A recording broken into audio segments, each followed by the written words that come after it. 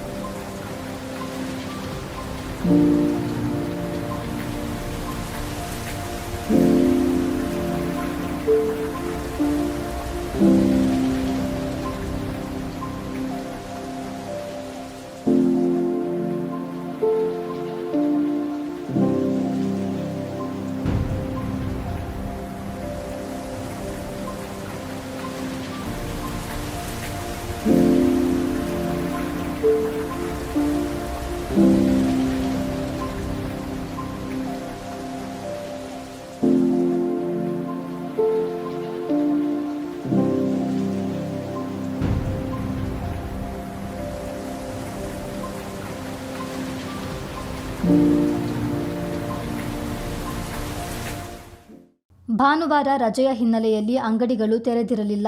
Short ಸರ್ಕ್ಯೂಟ್ನಿಂದ ಅನಾಹುತ ಘಟಿಸಿರಬಹುದೆಂದು ಶಂಕಿಸಲಾಗಿದೆ. ಜ್ಯುವೆಲರಿ ಮಳಿಗೆಯಲ್ಲಿದ್ದ ಚಿನ್ನಾಭರಣಗಳನ್ನು ತಕ್ಷಣ ಸ್ಥಳಾಂತರ ಮಾಡಿದ್ದರಿಂದ ಹೆಚ್ಚಿನ ನಷ್ಟ ತಪ್ಪಿದಂತಾಗಿದೆ. ಆದರೆ ಆಭರಣ ಅಂಗಡಿ ಸುಟ್ಟು ಕರಕಲಾಗಿದ್ದು, ಇನ್ನೊಂದು ಮಳಿಗೆಯಲ್ಲಿ ಭಾಗಶಃ ಹಾನಿಯಾಗಿದೆ.